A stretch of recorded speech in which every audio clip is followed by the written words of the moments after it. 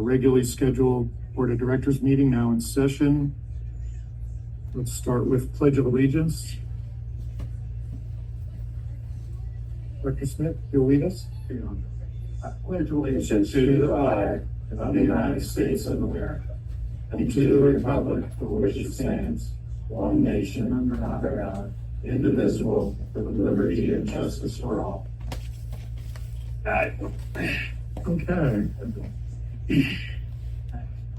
Maybe good for speaking about this for close to your personnel working at this stuff. Okay, Sure. For this meeting. Mm-hmm. so roll call, Director Valentine. Yep. Director Coleman. Here. Director Allred. Here. Director Morgan's here, and Director Barney's absent. Okay. Do I have a motion to approve the agenda? Motion. 3 in a row. 3 in a. What happened? I Second. hear a motion for the agenda. Do I have a second? Second. Third. Okay, we've got a motion and a second.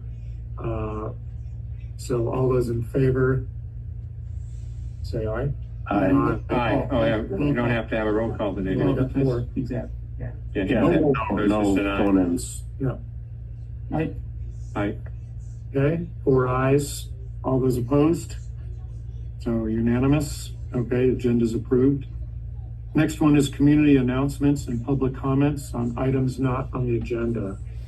If anybody from the community who would like to speak, this is your opportunity.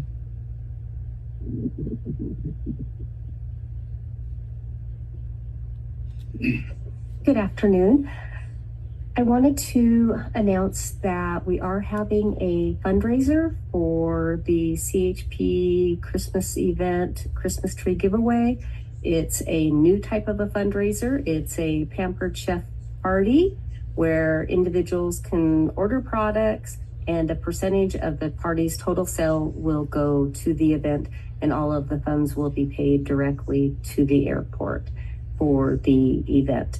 So we're going to be posting it around, and it's on the Mojave Bulletin, and there's a few other places that we are posting it, and it has my number on there if anybody has any questions. So you order online, or they're actually having a party where you can? You order online, Okay. and the products will be shipped directly to your home. Okay. So it's all private, so nobody knows what you order or anything like that. Well, no, just what you order. So you're like your no, it's your name and address. Nothing like that. It's cookware and spices and bakeware. I've used it. Yes.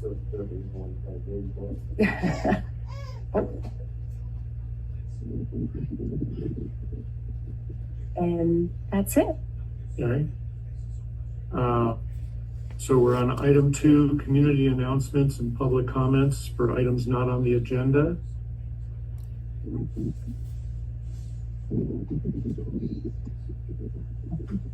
You're no foreigner to the podium. Have at it.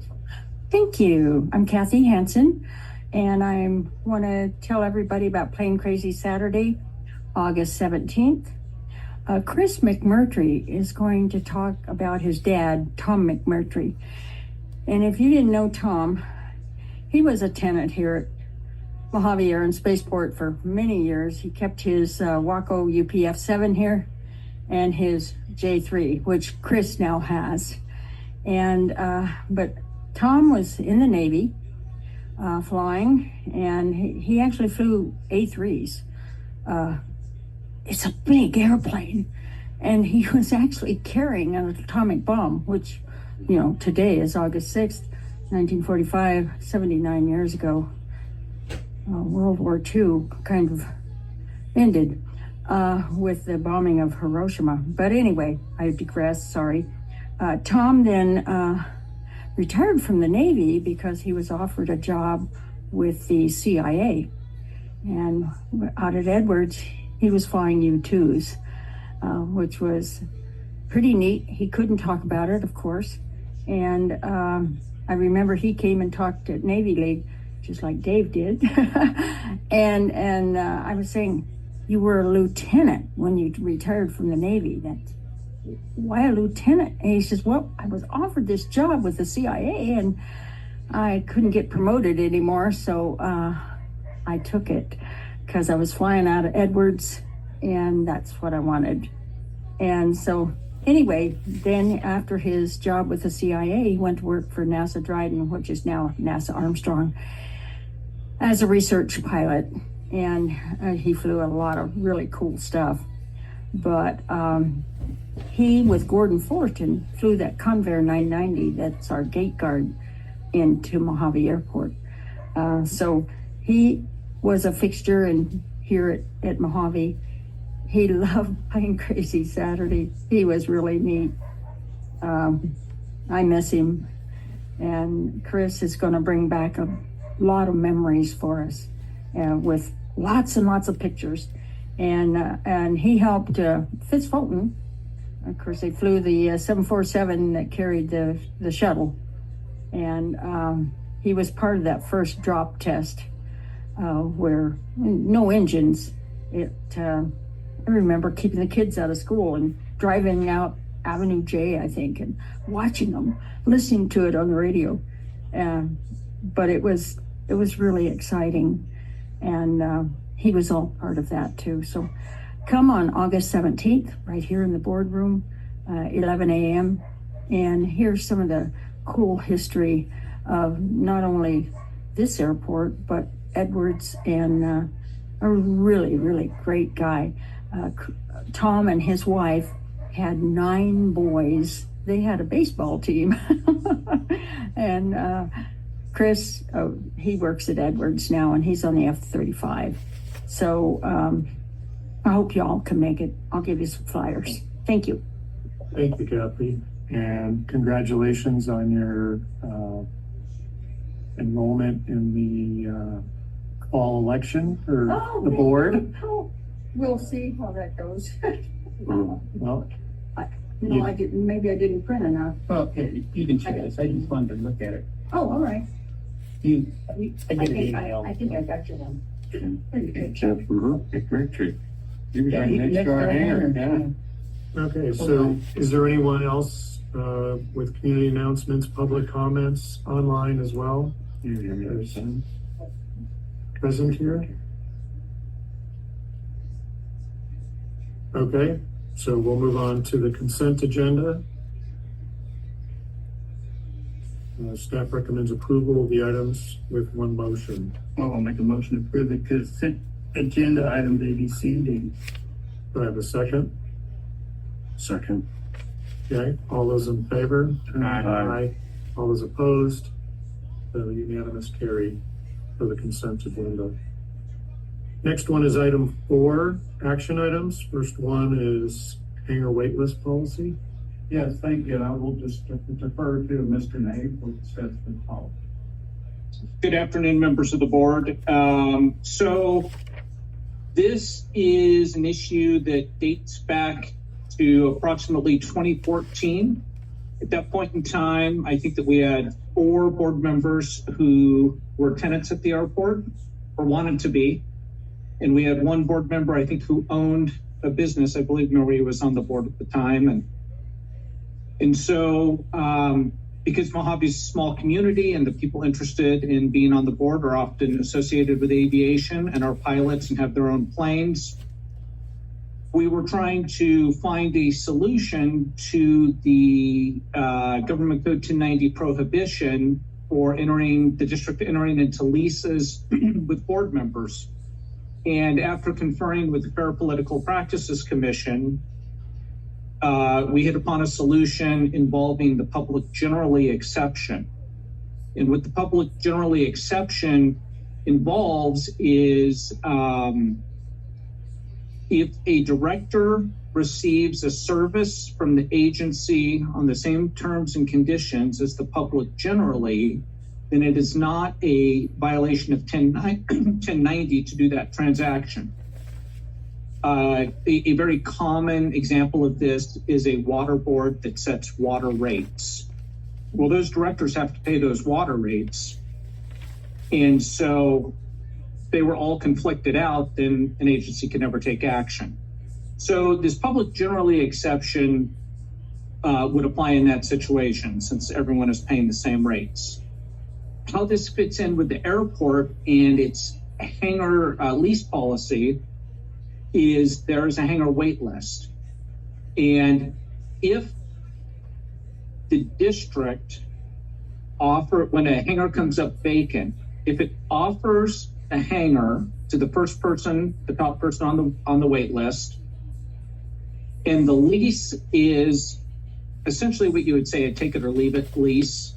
The terms are non-negotiable. The rate is a rate set by the board, unrelated to that particular transaction at a certain price per square foot. And all the terms and conditions are the same and would apply to any member of the public. And it is what we would call simply a ministerial act of staff to approve that lease. Then you avoid the conflict issue. Because the staff would not have discretion in determining where people go on the wait list, and the staff would not have discretion in setting the terms of the lease. It's all fixed regardless of who's on the list and who's leasing the hangar. So in 2014, we set out to adopt the policy under those terms. And I think that we had been operating under the assumption that was the case. And it recently came to our attention that the leases for the hangars from the wait list are actually being individually negotiated. The problem with that is it negates the exception under Section 1090. So the question for the board this afternoon is, would the board like to go back to the policy that was first proposed in 2014, where the hangar wait list, which with the hangar wait list, the staff doesn't move people around. They just get on in whatever order they get on, and they move up the list as hangars are leased out. So there's no discretion in that. The staff follows that. The question is in terms of negotiating the leases for those hangars. Would the board like us to go back to what was originally anticipated in 2014? Or would the board like us to continue the practice we're doing now, where we individually negotiate terms of the leases? And by that, I mean, we're not negotiating the cost per square foot or issues like that, but sometimes we have insurance issues that come up. Sometimes we have issues related to the term that comes up, the security deposit. So our question for the board is, what direction would you like to move in? And if you would like to move into where we thought we were going in 2014, then at the next meeting, we'll come back to you with that policy. Or if you're happy with how it's being done now, then we'll just continue on as is the current practice. So if you have any questions, I'm happy to answer them to the best of my ability. Have we run into any problems with the current practice? I kind of like a little bit of flexibility with the terms and stuff like that. I don't know about the insurance, how you could be, but I know there's So the problem with the way we're doing it. Yeah, so the problem is none of you can get a lease under the hangar wait list policy right now. So if you wanted, You. pardon, Who are you referring to when you say you? the board members. Yeah. Is that a concern? It is. You have at least one on the hangar wait list right now. Pardon me?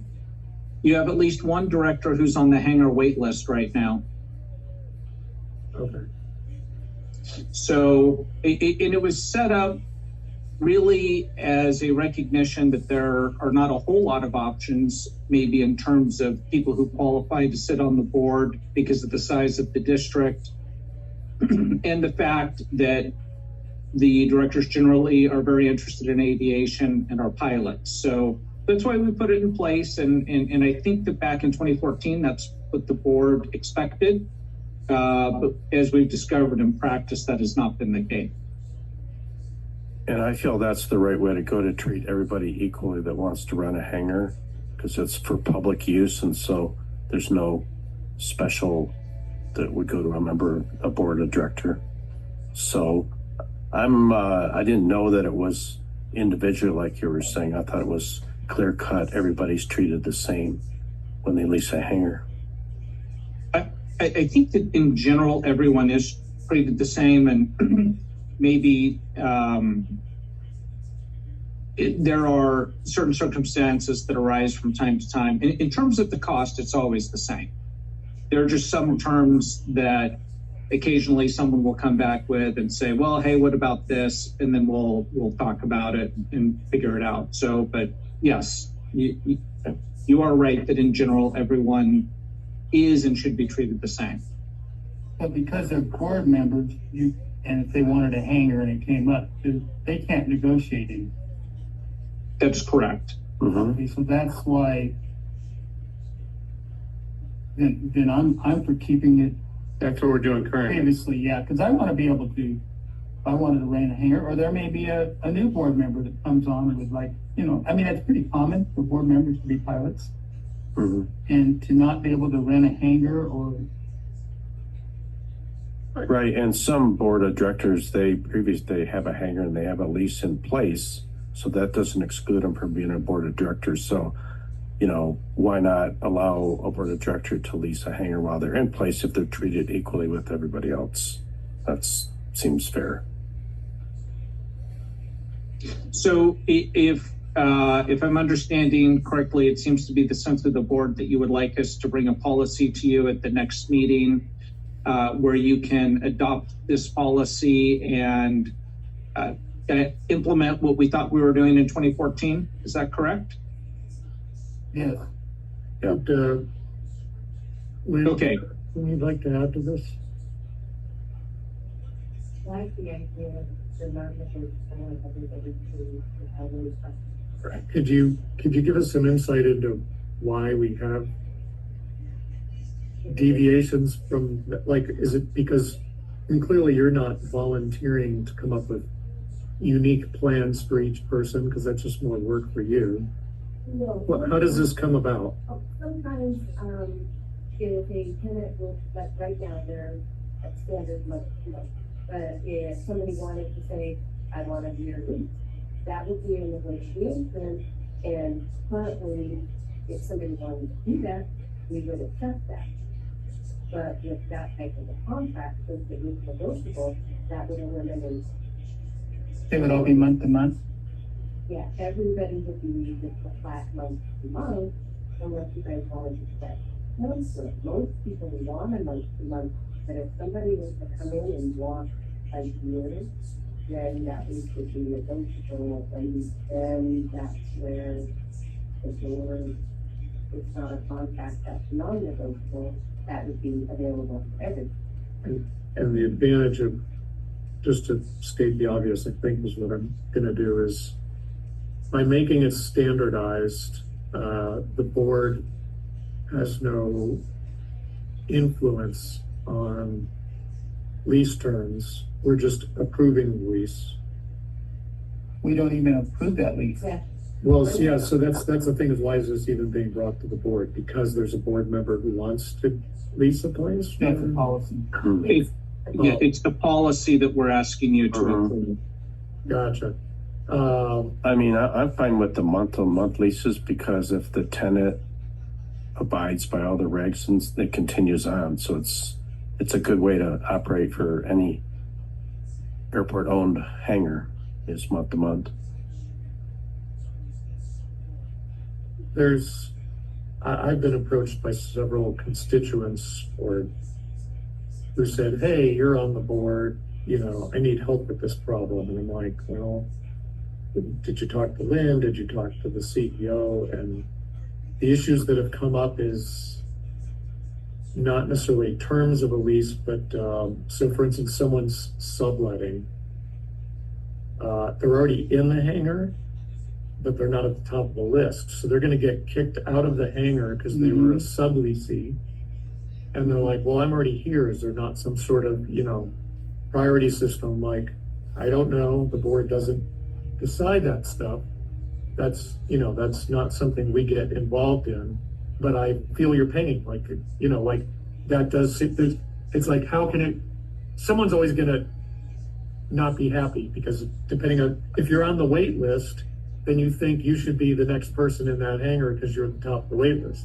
If you're already in the hangar subleasing from someone whose lease is lapsing or they want to get out of it. My question is, they're in violation, obviously. No, if it's been approved, Okay, if it's for been instance, approved. or, so several people I know have Yeah. said, hey, I've got a lot of equipment here. Yeah. I've got a lot of invested in, building up a shop or whatever. And I've got an aircraft here that I was helping my client. And then my client decided to cancel the program. I want to take over their lease. And so Lynn's like, what do I do? And so she's like, you're not on the top of the list. So that they get butthurt and then. But if the board approved the sublease, that should trump it moving forward. Now, if he leaves, because the board approved the sublease, am I not thinking right? Well, So let me address that from a historical perspective. The board could always do that if the board wanted to. There was a time when the board did not want to do that. I'm sorry, Scott, clarify, you said the board could do that. Please expand on what that is. Yes, of course. If the board, when they approved a sublease, wanted to say the subtenant automatically has the right to step in as the tenant with the district, Yeah, then you can do that in the approval of the sublease. Why that has not been done previously is because there have been times where there have been concerns about subtenants and whether they are using hangars in a way that fits with the airport purposes and rules and regulations. And so the board wanted to maintain some level of control over that. And so because of that, we haven't had the subtenants automatically have the right to step in as a tenant, a direct tenant. But that is within the board's discretion to do that. and I feel the right thing to do, if you're subleasing, get on the wait list, and if one comes available, they can be there. But basically the procedure is if you're on the wait list and you deny it, go to the bottom of the list, right? And click up. So let's recommend that subleasers get on the wait list then. That would solve that problem. maybe. Well, I don't know. If they could be temporarily displaced for months, out of a place I they. don't want to do that. But this will Okay. stop the subleasing. Because it's month by Month to month, month. right? Mhm. The only incentive for a sublease is if you have a long term and you don't want to fulfill the remainder. Right. I think we'll just have to deal with those Yeah. moving forward. Because I don't want to, a guy's doing a business in there and it's legitimate as far as the regulations, aviation related. I wouldn't want to displace him. Right. I mean, this has been a cleanup act since I've been on the board. And it probably will always be little adjustments to, I mean, it used to be how well you moved in, what the effort lease you got and how much you paid, and Right. we've come a long way if you've cleaned them up, but I'm okay if there's one like that just to deal with it. So I'm hearing, Director Coleman says we should just have a clean Yep. standard. And you're So saying we right. need some negotiability because, No, I'm up with Chuck on the Yeah. clean standard. Clean. Council has said we can still go and negotiate those, is the way I understood it. The ones that are past lease, that are Right. sublet, those. So what we would do is we would have a provision in the policy that says if there is a subtenant that the subtenant has the first right to become a direct tenant of the district. Anytime the district exercises discretion in whether or not to enter into a contract, such as a lease, then you you no longer have the public generally exception. So it would just have to be in the policy that the subtenant has the right. Right. That's kind of what I was implying. Where do we stand on this? So far, I believe we've only been talking about hangar leases, not ground leases. That it, We so have that owns a building and has a ground lease with the airport. Are we going to get into the same situation where there's only a standard no negotiation? Because I know we do. Pardon me? We don't have a waiting list. yeah, this only applies to We may district-owned hangars. Okay. Well, but we have, for instance, directors that own hangars that have leases with the airport. And when they came up due, or if they subleased, there's similar type complexities. Don't you own the hangar? You own the hangar. It doesn't apply. District owned. District owned only. Right. That's I'm right. just trying to clarify if that's all we're talking about. I think so. Mhm. You could sublease a building you own Sure. Yeah. and maintain a ground lease with the airport. Mhm. But I think that's also at the discretion of the airport, is it not? Yeah, so our lease is Sublease, even if you own the building, right? correct. That is correct. So that's where I'm saying if we come up with a policy, it may apply to both owned buildings as well as leased buildings. Or we may find ourselves being inconsistent on one. I think we need to stick with airport-owned buildings and hangars for this policy. Yeah, We- I'm saying the intent is to avoid conflicts of interest, and yes, We have different legal concerns and different legal questions where we have leased dirt and the tenant has built a hangar. The big issue is ownership of the facility, the improvement, a hangar if it's a hangar, at the end of the lease. And so there are different legal considerations that we address when we've leased dirt as opposed to when we have leased a hangar that we own. all right. I realize the title of this agenda item is wait list considerations policy. But, my point is there's a parallel to the owned properties as well, and jurisdiction that the board maintains on leases. So I just don't. I don't think that pertains to this. Yeah. Airport. I would like to think that. Yeah, I just, okay, but I mean- I don't want to get in a situation where we establish a precedent for one thing. We haven't considered that we're being inconsistent, so we'll have to either make both of them the same. I think it can be written in such a way Right. that For now, let's do with the airport property hangars. Okay, And then if that comes up, we'll deal with that. so Yeah. Director Robert, any thoughts on? No, I can see the separation. It's got to be a hangar owned by the airport. Okay, and are we in agreement? Scott should propose a standardized Mhm. Yeah. policy. Yeah. And if you need a motion, I'll make a motion. We just need direction from the board. Okay. If you want us to do this, we'll do it for the next meeting. Everybody treated equally is a great Yeah. thing. Okay, let's consider that item closed then. Mhm. Thank you. Bravo, thank you, Scott. Is a resolution adding airport bank account? Yeah, good afternoon. We currently, just kind of give you some of the background and where we're at right now. We currently bank with Mission Bank. They were here locally in Mojave. We've had a few challenges with them changing the hours, relocating to Lancaster. We recently had a check that was stolen out of one of our customers' PO boxes and was washed. So there was fraud on the account. And Mission Bank's policy is to close the account. So at this time, we've been working through them and talking with them daily and clearing the checks just to make sure there's no additional fraud happening on the account. But at this time, I talked with Alta One that's located in Cal City.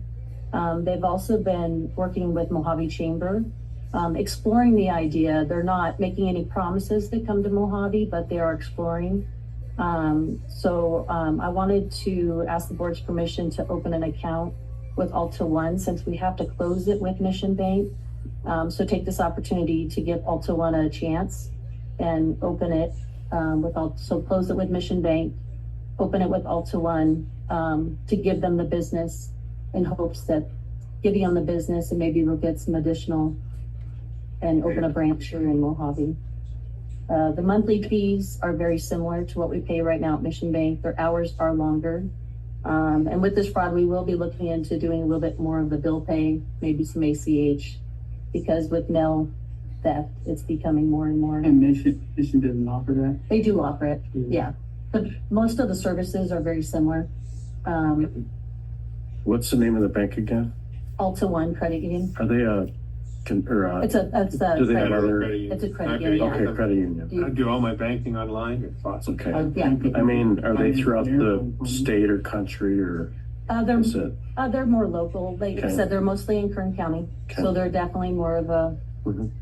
They're in Ridgecrest, Cal City. Well, Yeah. I'd say the convenience that they'll provide is They Right. used to Very have good. one at the Stater Brothers and at, Yeah, and they do, not that we would utilize it, but they have like offered, Thank you. they put the ATM here. So they have tried to provide some benefits here to the airport. yeah. Doesn't benefit us, but as the airport. But I'm just asking for you to approve the resolution and making this change at this time. If it ends up Yeah. not working out, I mean, it is a lot of footwork, Yeah, but we have to well- make the change anyhow because Mission Bank, Mhm. we have to close the account. For us to leave the account open with Mission Bank, they wanted us to sign a disclosure and the items on the disclosure, Scott advised us against it because Okay. it's pretty much waiving that they will hold us, they won't have any liable against any additional fraud. Right. So, That's a good decision, I feel. yeah, it's unfortunate. There's been a lot of theft. This was the Mojave Post Office. Yeah. I don't know where it actually took place. Okay. Our PO box actually, it was going to Bakersfield, so we don't know. It went from here to Bakersfield, so we don't know at what point did the check get stolen. Mhm. I recommend it. Yeah. I have a ton of both, Yeah, and my plan is to close the mission. Mhm. For me personally. my motion to approve. Okay, do I have a Second. Okay, all those in favor? Aye. Aye. All those opposed? Did you have public comment on that item? No, let's do that. Public comment? Comment?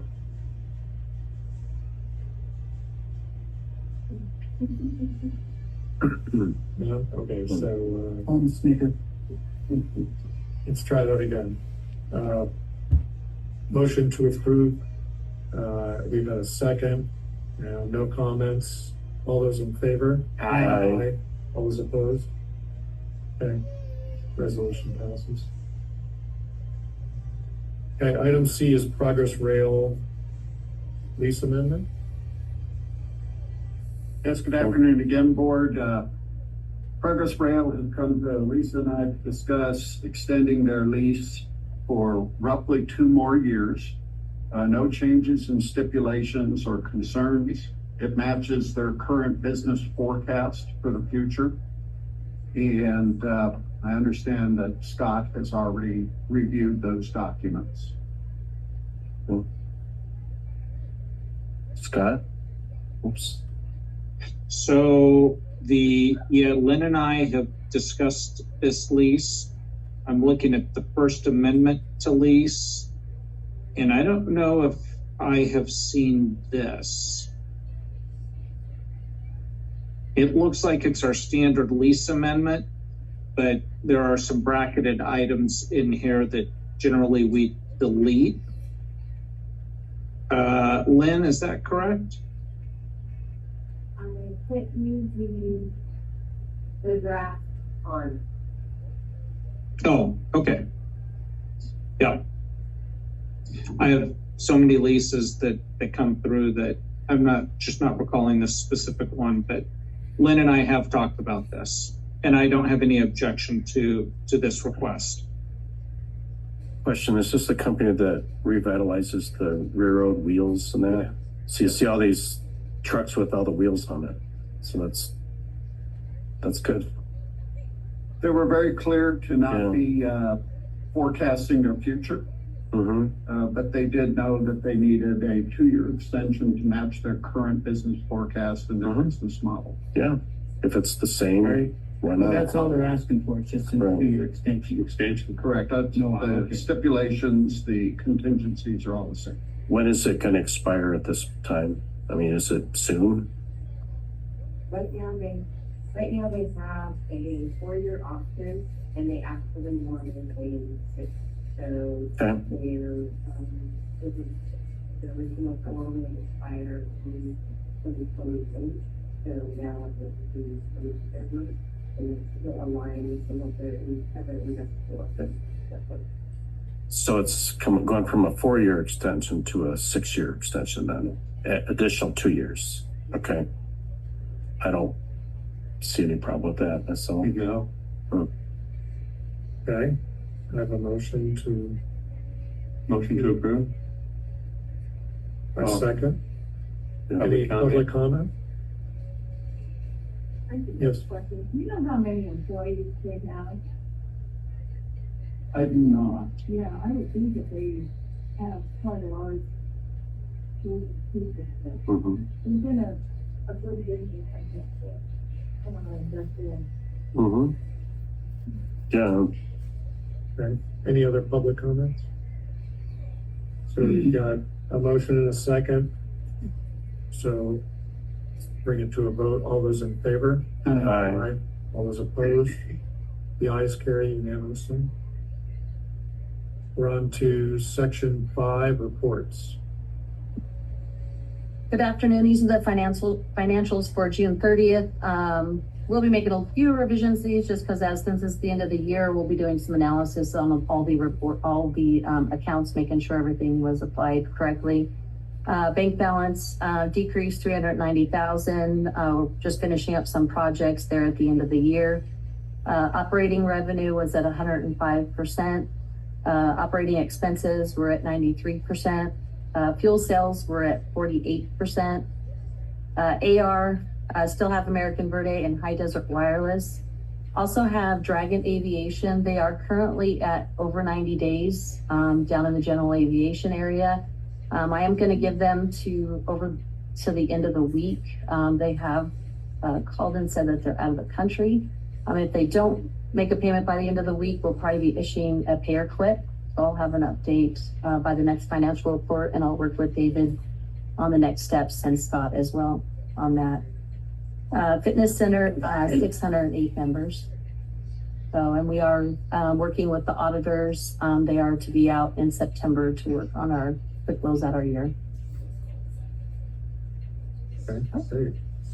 Now is the Dragon the only one kind of behind, or At Yes. over 90 days, yes. 9 Dragon days? Aviation. Are there a few 30, 60-day people, or people Yeah. are pretty prompt here? Yeah, Okay. yeah. Over Great. 90 days is just Dragon Aviation. We have our other two, but they're not Yeah. currently in a building, so we're trying to just get the payments from them. Mhm. Okay, next. Director Van Lee.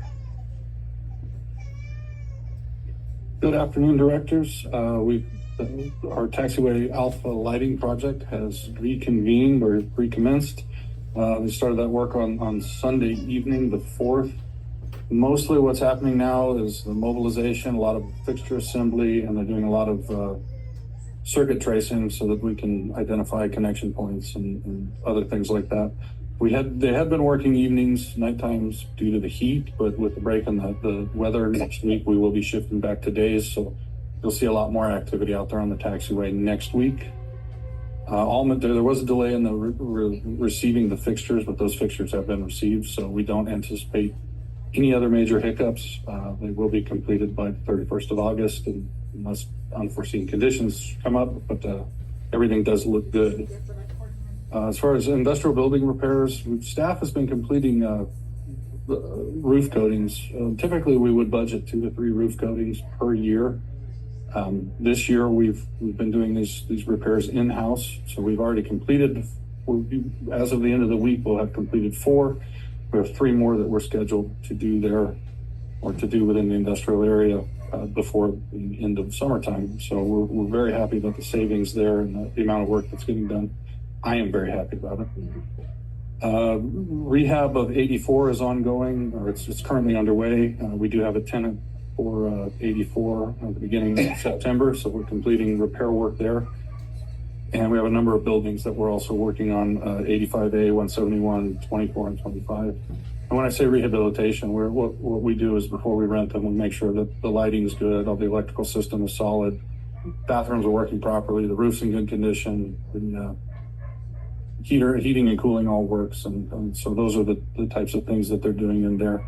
We did put some new restroom fixtures in 84 because it was pretty shabby. So we're excited about that new tenant coming in the beginning of September. As far as GA repairs, the same types of things. We just recently completed rehab on 961, and we'll be working on 906 next week. I believe we have tenants waiting for both of those. And crack repairs west of 973 that I promised after the end of the water project have been completed. We finished that at the end of July.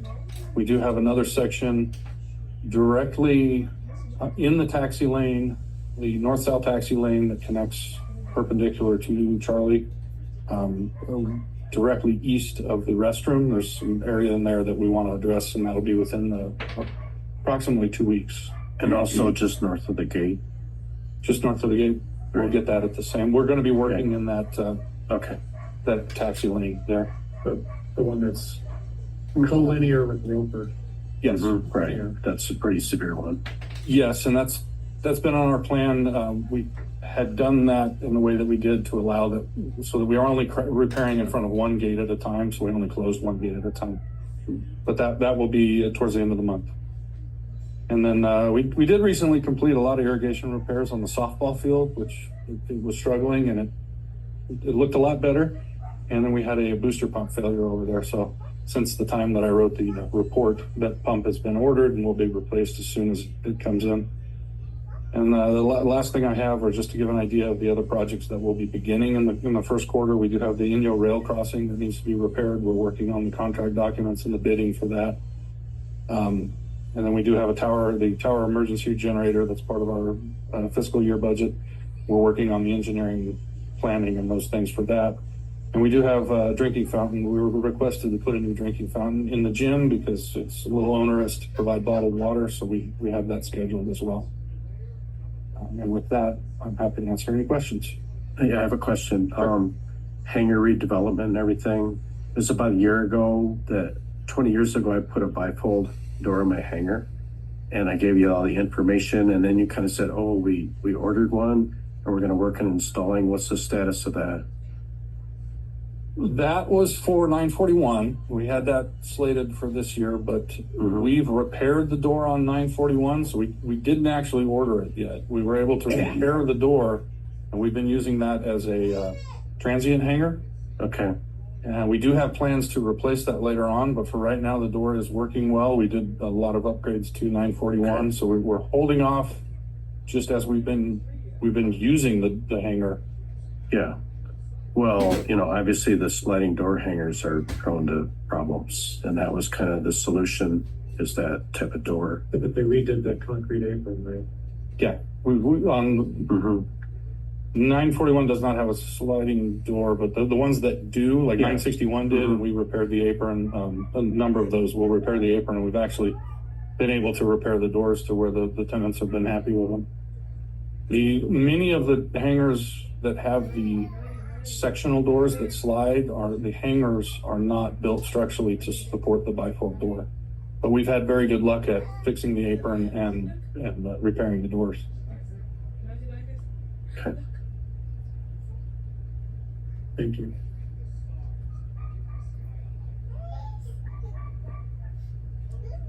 Okay. Director of Operations.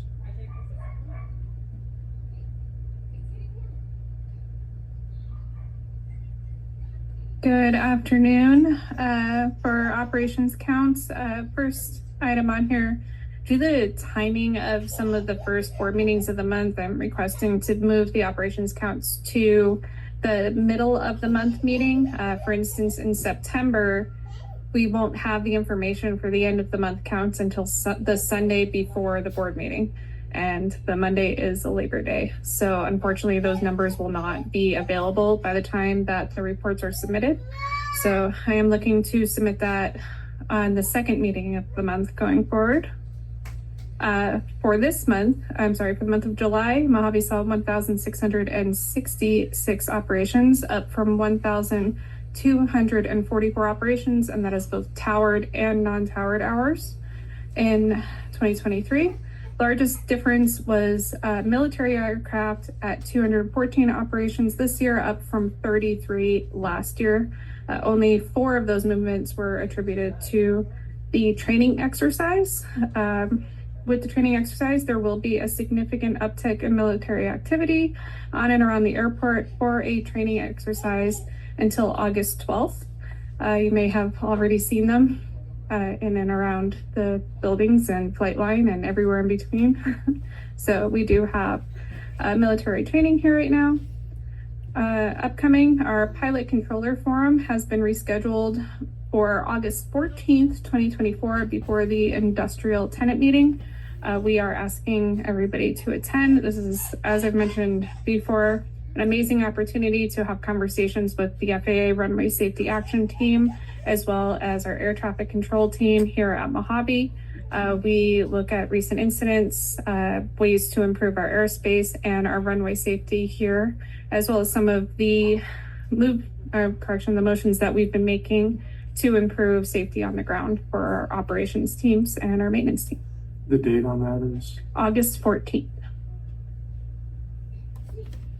And then our actual runway safety meeting, which will summarize our conversations and what our plan is going forward for the next year, will be on August 28th. I am waiting for a final time and location for that one. It'll be dependent on the FAA representatives' availability, but we are anticipating 9 a.m. here in the boardroom. If we have more attendance than the boardroom is capable of handling, we will move it to the event center. Yeah, thank you. Okay. Chief Executive Officer. Good afternoon again, board members and our public attendees. So on the hangar updates, thank you so much. I will remember that someday. We have reviewed a draft lease submitted by Local Equity, and I would offer it's an interesting proposal. They are looking at building at expense a group of hangars that would then be leased out. In verbal conversation, they look to recapitalize their investment at a lease rate of beginning at $2,300 a month, if I recall correctly. Creates a significant disparity over what's currently charged here for lease rent. The 2,300 is for what? What size hangar? I believe that's the 60-foot standard hangar they were charging. They talked a generic figure, Okay. right? Considerably more than regional. Yeah, because it's But I per didn't know if that square was foot. land or hangar or like. No, that's Yeah, a- per it's a square foot finished would be a hangar. good number to compare them to. That would make sense. Yeah. We can get you that data. Mhm. So the assumption is, it was a very short conversation, but the assumption is they would be subleasing these on their own. We run into a significant issue if we become the lessor of these properties, as it creates a vast disparity over what we're currently charging, and we have no consistency in our rates being offered.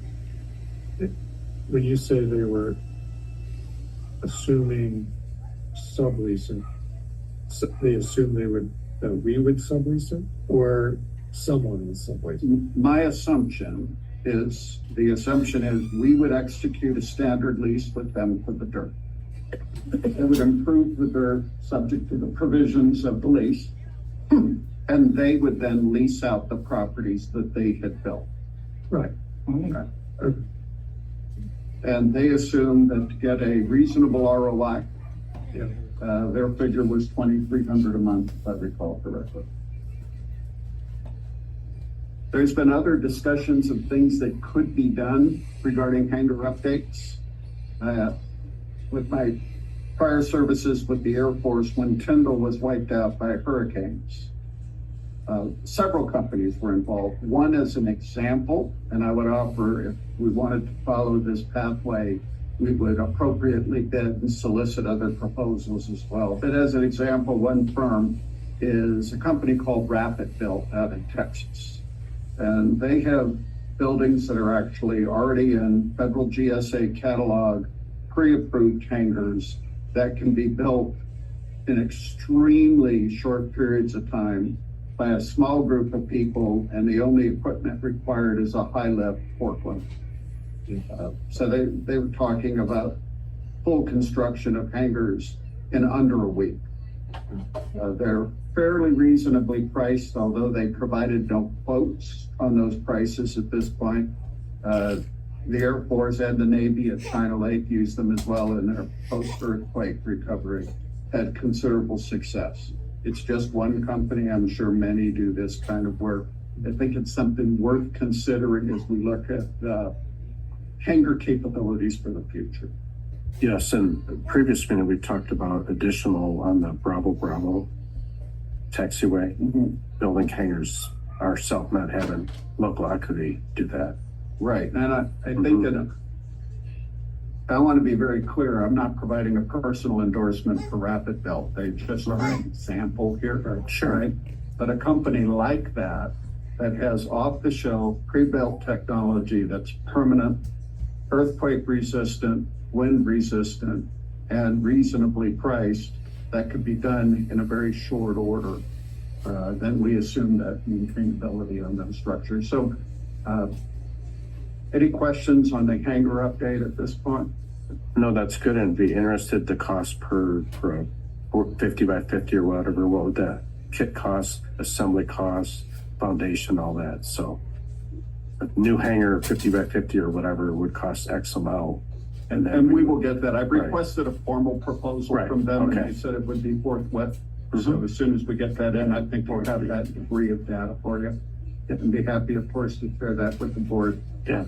Is that something when you think that way that from the look deployed, it's weak staff could, our maintenance didn't construct? So allow me to You get give into you, a lot of things. You get into the concrete and of course just putting the box up maybe, but then you get into the electrical and HVAC and other things like that. And I think that gets a little beyond our capabilities. So you're back to these bigger costs because of prevailing wage, and all of a sudden that $100,000 hangars back to $250,000. so if you go back to Tyndall, the long pole was the ground.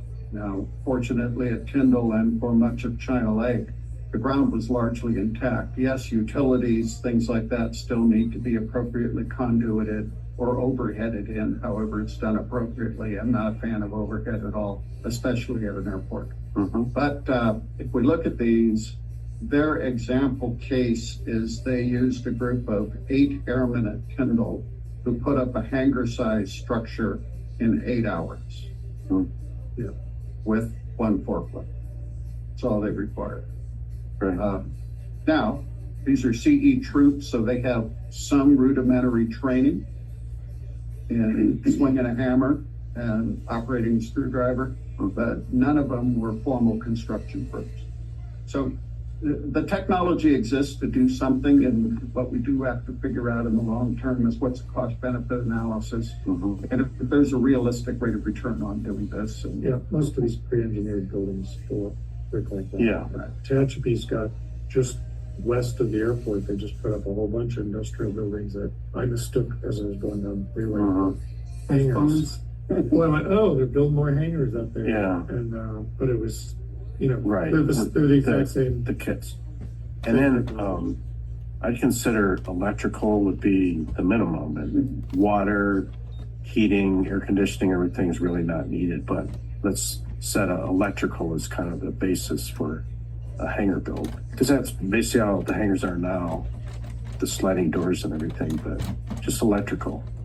You know? We can do that, and I'm Yeah. sure that'll be addressed in their formal proposal. Right. You know, I wish I had it here today I so want we to can be share careful something. that what we're talking about doesn't discourage our proposal. And you see where I'm going, oh, well, they're gonna build hangars, well, that's competition for us. Well, I mean, Well, this is a steep. backup plan, right? I mean, Well, It could is. be a- I'm just it wanted to be- could be a Yeah, parallel. I understand that. That's a lot for a hangar, but if it's their dime and they're willing to do it and get an ROI, I love it. Well, I believe those are kind of luxury type of hangars where the basics with just electrical is different. I don't know. I haven't seen anything on And a parallel program would be good. So the steel quick construction buildings, what I see those as is information. Information's power. It gives us flexibility and decision-making for the future without mitigating any current business proposals or interests. No, I get it. And I would be interested in seeing that. That's a number or a thought that's never been brought to us. Any further questions on hangar update? So the next two items I will roll together, the transition and highlights. This will take just a few minutes. Hopefully in the future, as I settle in more, I will have less transition notes for you all. Philosophy I've shared with the directors here with my teammates, and they are teammates, is an overarching thing that I believe we have to focus on is fundamentally to execute what we do, we have to be safe. So safety is a priority. In addition to that, people have to be secure in doing their operations. So we need to focus on security appropriately and across the board procedural accuracy. So the procedural accuracy is actually a little confusing. So we need discipline and process, but by definition, we're a very innovative, creative place. So we need to interface initially, but my duty is to meet them all.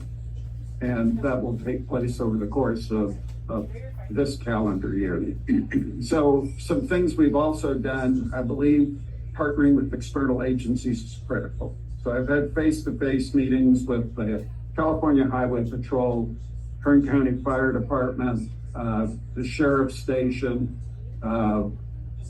the field rep for the Kern County Supervisor, who has now formally submitted resignation, that are deployed here that I have spoken with, and I drop by their place just about every day, are absolutely, totally impressed with the service we have provided to them. So it's really very, very remarkable.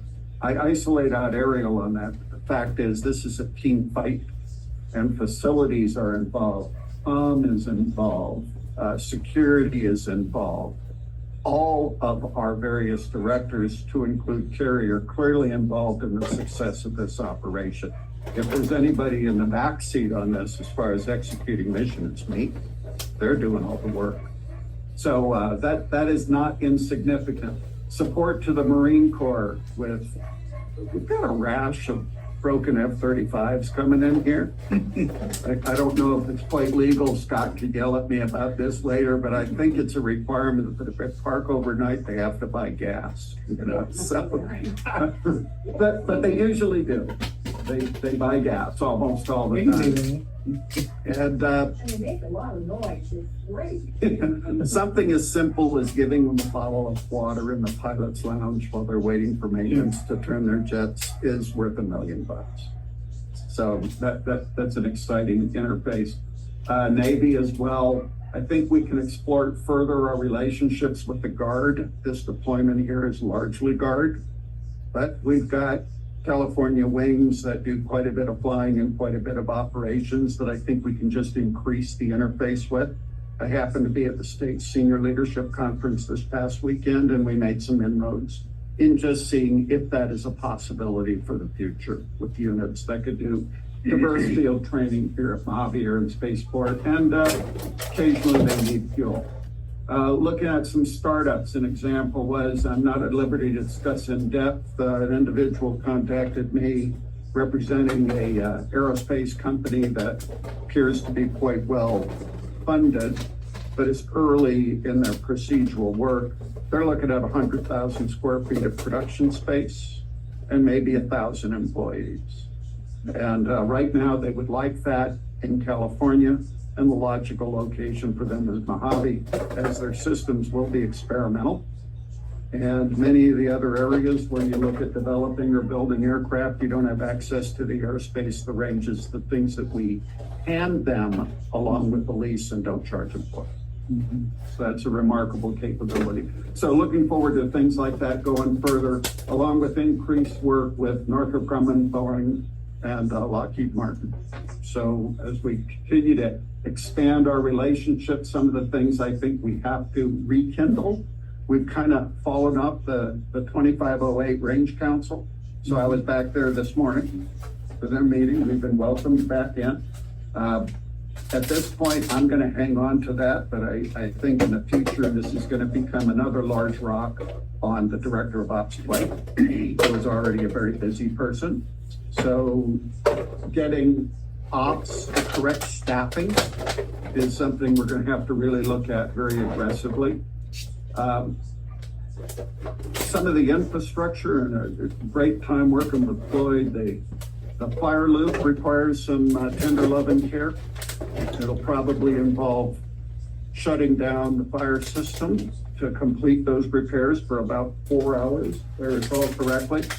That would require fire watch at all facilities that are serviced by that system, and it requires approval by Kern County, their fire prevention people. So that meeting with the fire station there gave us the opportunity to get that done very expeditiously and create a good interoperable relationship.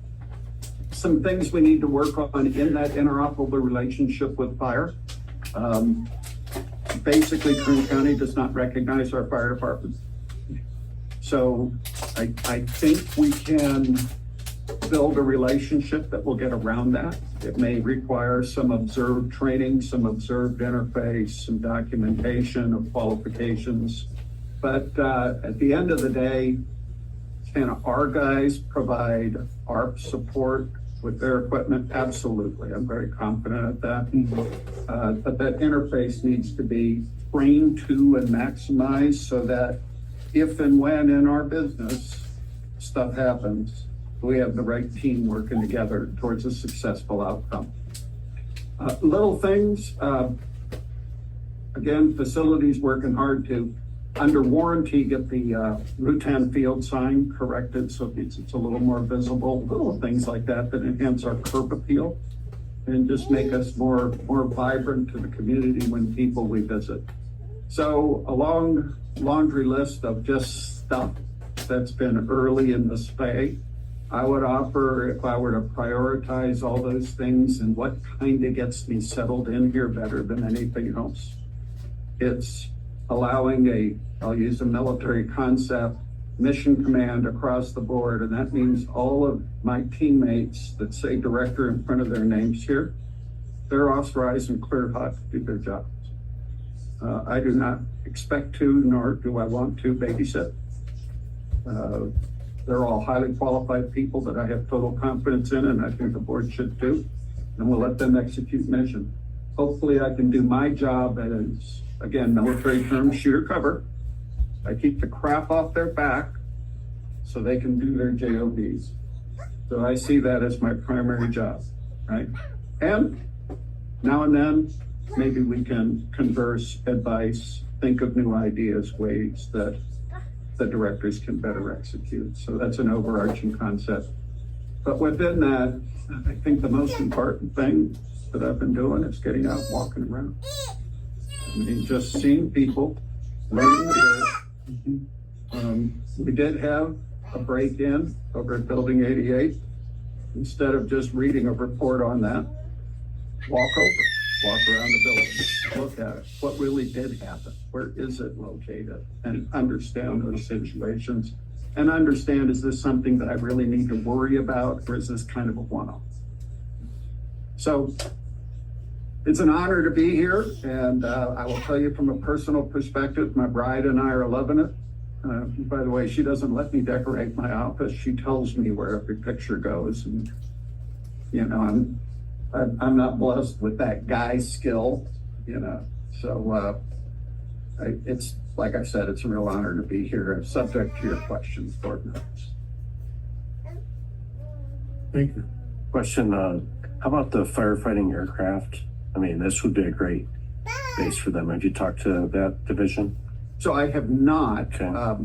I have worked with them previously in a prior life, and it's interesting because they say the same thing but always deliver the same answer. And I'm not saying it's not worth asking the questions.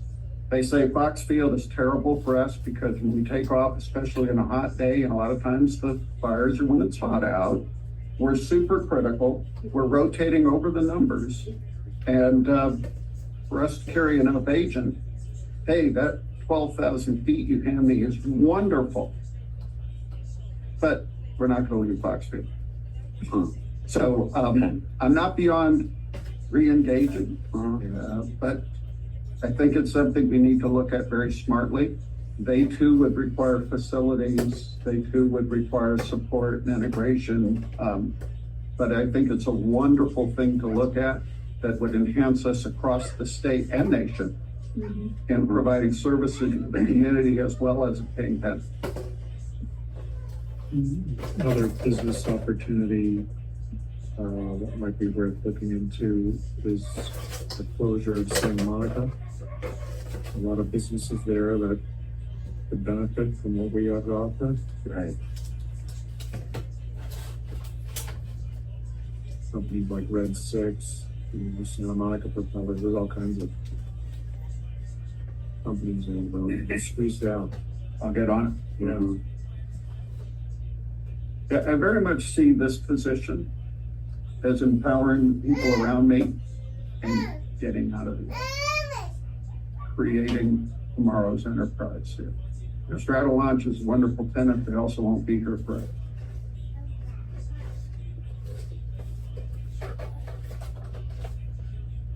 Like what I hear.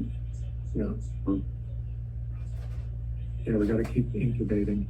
Yeah. Thank you. Sure. Thank you.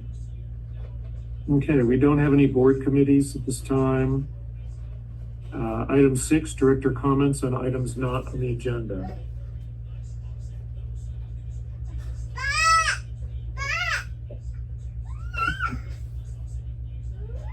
Okay, and at this time we'll go into closed session, and if you wish to hang out either online or